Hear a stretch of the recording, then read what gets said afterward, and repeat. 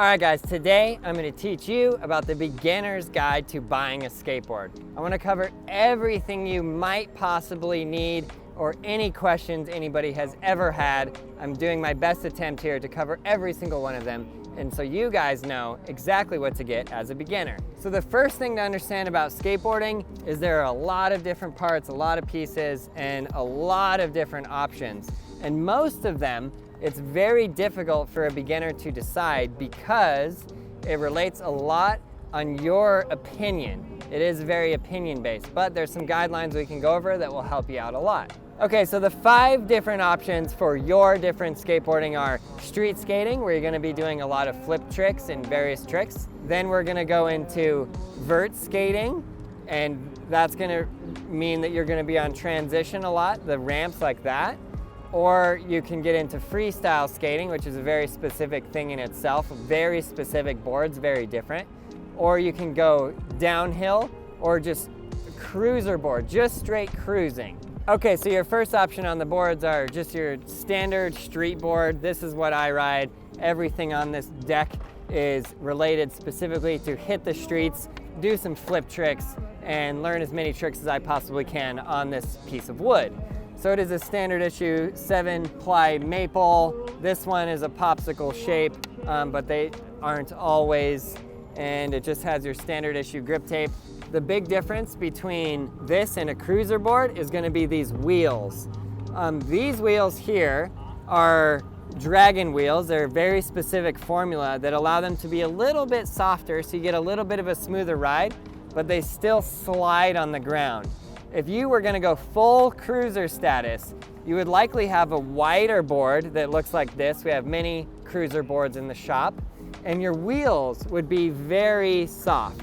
Those soft wheels are not as easy to do tricks on, usually because they're bigger, but also just they're a little softer and they bounce and they slide less. So when you're doing street tricks, like you're doing all kinds of different tricks, you want a setup that can easily slide on the ground, and you can do and learn those tricks. The one thing I don't want to have anybody get into is they're like, oh, I'm trying to learn this trick. It became really difficult because my equipment was bad. So that's why I want to make videos like this to teach you guys more about the equipment. Now, if you're going to do downhill, this is going to be like a long board, a very wide, long board with, again, very soft wheels. The last thing you want is to like go down a hill and you have these tiny little street wheels and you hit a rock and you just pavement.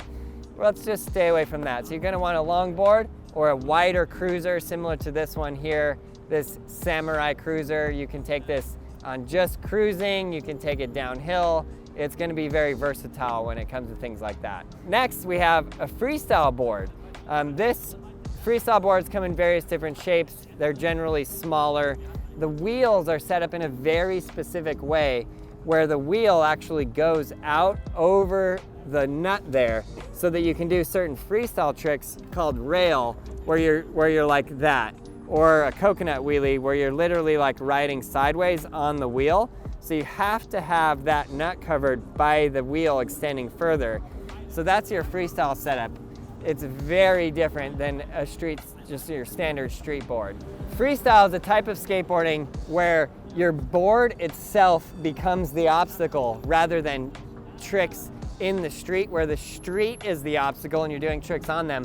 It's mostly done on flat ground, and you're doing tricks where you're like boom, up, and then you're doing lots of like different flip tricks. It is a very old style of skateboarding. There's a lot of history behind it. I won't get into all the history here, but freestyle tricks look like this right there.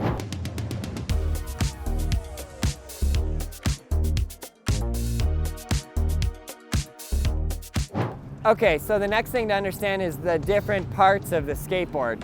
So we're gonna start this out with the basic fundamental of your skateboard, which is the deck. Decks are generally speaking 7 plies. They're made out of maple. There's epoxy type glue in between them, and the plies are set up in a very specific way so that it gives some flex without breaking.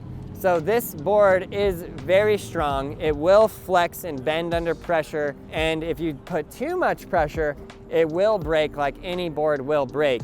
But the idea here is that it gets some flex without breaking. That's 7-ply, that's your standard issue skateboard.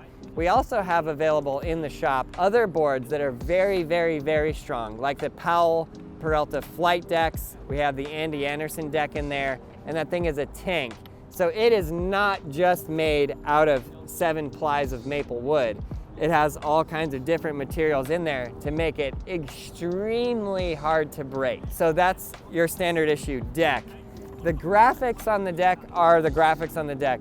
Generally speaking, you have a bunch of decks and then you put the graphic on, whether that's screen printed graphic or what's called a heat transfer, that will basically transfer the ink with heat onto the wood. Most of the graphics that you see are heat transferred, but some are still screen printed too. I think the screen print is pretty cool.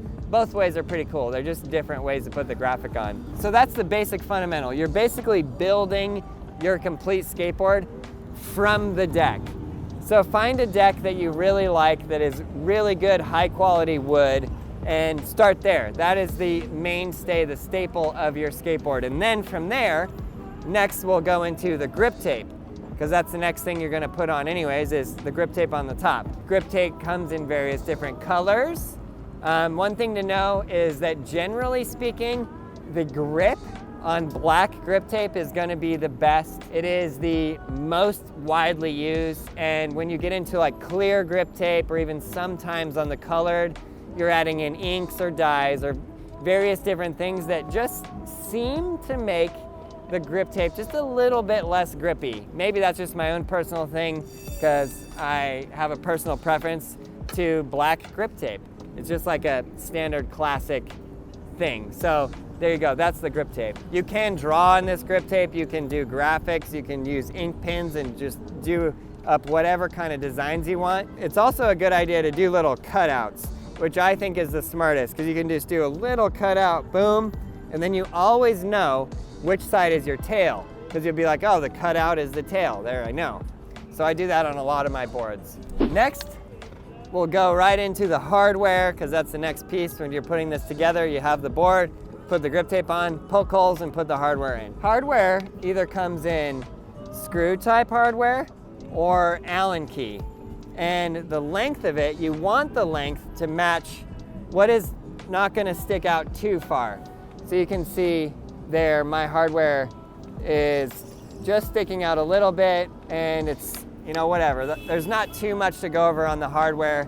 It shouldn't break. Any hardware that you get should not be breaking. If it's breaking, that's really weird, or maybe your hardware is really, really old. But yeah, tighten it down, like sort of tighten one there, and then tighten one there, and then there, and then there. If you didn't tighten up your truck like that, it doesn't really matter, but it can help to just get the truck nice and tightly sucked into your board. So that's what there is to know about hardware. There are different brands, all kinds of different hardware, but basically it is what keeps your trucks on, and that's what it's there for. So sometimes we'll do colored hardware. Like on the Best Beginner Complete, I specifically designed it with 2 blue bolts right there, because, you know, I also have the die cut on the grip tape. You always know which side is your nose because the die cut, but you also always know because the blue hardware is on the top. So that's another thing you can do. It's also just a personal preference thing. You could have multicolored hardware. Personally, I like the classic black hardware. Usually I'm skating Allen keys. This is screws. But yeah, just put the hardware in and you're ready to go, good to go. 1-inch hardware is the most common. That's gonna be your regular hardware that's just keeping the trucks on. Don't get too significant on the hardware, just keeps your trucks on. Next, to the trucks. Okay, so the truck has many different pieces. There are many brands of trucks, and it's kind of an interesting thing. There's not really like a set system that like every company uses, but whatever company you're looking at getting, and there is a guide on our website that gives you, for each brand, how wide the board is to how wide the truck is for the different companies. So you just want to get the trucks that match your width. So this board, my board, is really skinny, probably from what most of you guys skate. It's a 775. So I have Thunder trucks on here.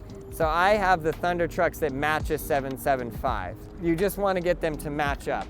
And then when you put your trucks on, this bolt right here, it's called the kingpin. That is what you're going to use to tighten or loosen those trucks. So if you need to loosen it, it's righty-tighty, lefty-loosey. So the looser it is, the more easier it is going to be to turn him. And the tighter it is, the less it's going to turn, or the less this is going to push up towards the board when you do that. So tighter trucks or looser trucks, you're just changing this right here. That's the basic key thing that you need to understand about the trucks. You can get hollow trucks, which are hollow here on the axle, and they're also hollow here on the kingpin.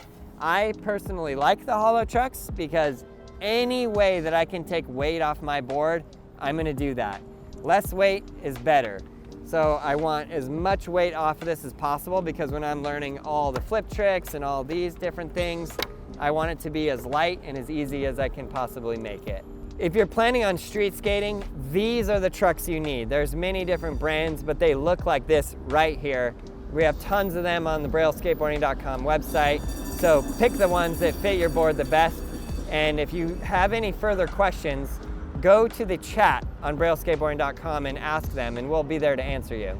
Okay, so next up we have the wheels. So on the wheels, the basic thing that you're looking at here are the size and the hardness, and I'm gonna tell you how that affects your ride. So I generally skate a 52 millimeter or something around there.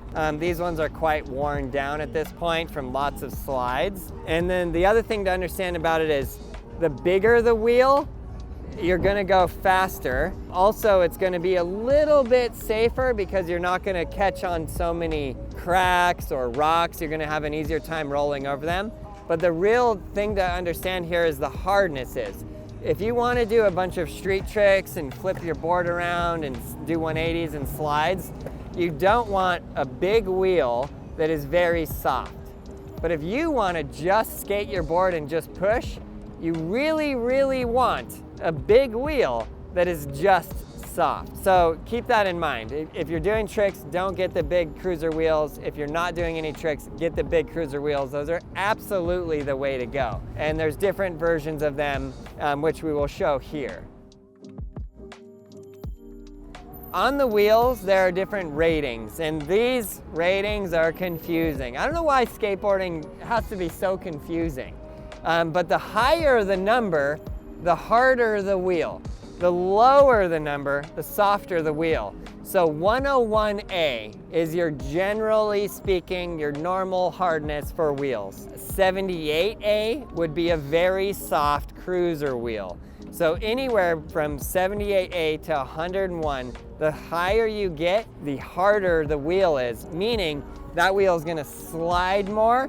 It's more acclimated to doing tricks. Unless you get the dragon wheels, which are made specifically to be the best of both worlds, where they're a little bit softer, but they still slide.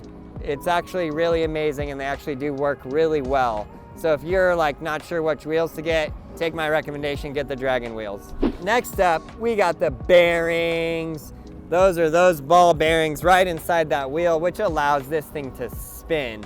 So the thing to understand on the bearings is there is an ABEC rating, A, B, E, C. The higher the rating, the better the bearings. The longer they're gonna last. I mean, theoretically speaking, a lot of that on your bearings depends on how do you take care of them. But the idea being, the higher the rating, the smoother the roll, the longer they're gonna last, the better they're gonna be, because it's more specifically engineered. You basically have this circle, and inside that circle is a bunch of little balls. And those little balls allow that wheel to spin. So in the middle here is the axle, and then we have the bearing, and then outside the bearing is encased in the urethane wheel. And it is allowed to spin because of the ball bearings inside that bearing. So the higher the rating on the ABEC, the better they are. If you're just getting normal, you're just like, I'm starting out to skateboard, I don't need the world's best bearings, which is what I recommend. I recommend you just get your like You know, you can go into like a Swiss ceramics type bearing, but this might be a little bit overkill. If you want to just skate and learn some tricks, the standard issue ABEC, you know, the Bones Reds bearings are going to be totally fine for you, and you're going to have a lot of fun learning on those bearings. You're not going to be like, oh, these don't roll bad, or it's not going to be any like Walmart board that doesn't roll type situation. Okay, another thing that's a really big deal is the right deck size. I skate a 7.75. The most common deck is at 8.25. But whatever you guys feel like is good for you, get it. And I really recommend if you can go to the skate park and try your friend's deck and be like, hey, what's this, an 8? Let me try it. 8.25, let me try it. 8.5, let me try it. Generally speaking, if you're gonna do a lot of ramps, you want a bigger board. Stairs, a bigger board. All the boards have been kind of going bigger. Back in my day, when I was your age, everyone skated 7.5s. You think my 7.5 is skinny? Try 7.5. This is 7.75. This is a 1/4 inch up. But this is generally speaking what I skated when I grew up, and that's why I skate it, because it just feels right. So yeah, try the different deck sizes, try the different deck shapes. There are also all kinds of different deck shapes. So try them out and see what you like. There's fish-shaped boards that look like this. That's actually my very first board, was a fish-shaped deck. And we have those also at brailleskateboarding.com. We have all kinds of really good items, so check it out. As a brand new skater, we do have a complete that's already set up. It comes completely assembled. All the grip tape is on, everything is on.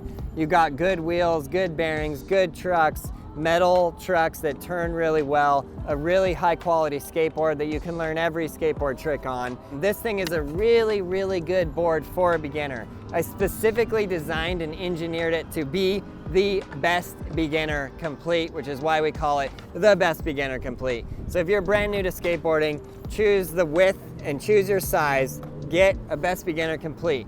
If you're brand new to skateboarding and you want to customize everything out, you can go that way too. It's going to be more expensive, but you can tailor every single item to your likings. The exact wheels you like, the exact trucks you like, etc. But if you're like, oh, I don't know about all those decisions, boom, Best Beginner Complete is for you. If you want to make all of those decisions, boom, get a custom deck. Pick your deck, pick your trucks, wheels, bearings, and everything, and put it together yourself.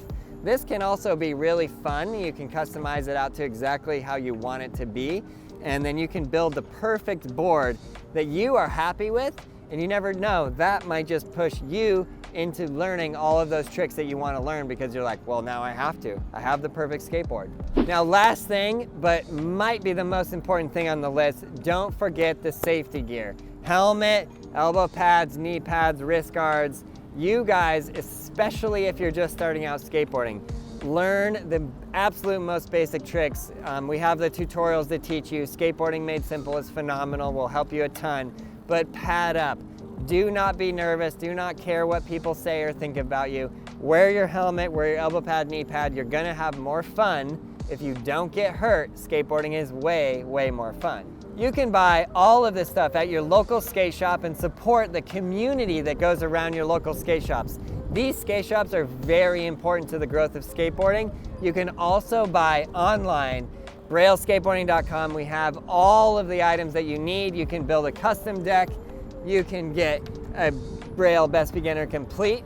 And we want to help you to get started off on the right foot so that when you start out skateboarding, you have fun from day one and then just keep it going forever. Hope you guys enjoyed this video. Please subscribe, like, leave a comment below. If you have any other questions, please leave it in the comments. We'll see you in the next one.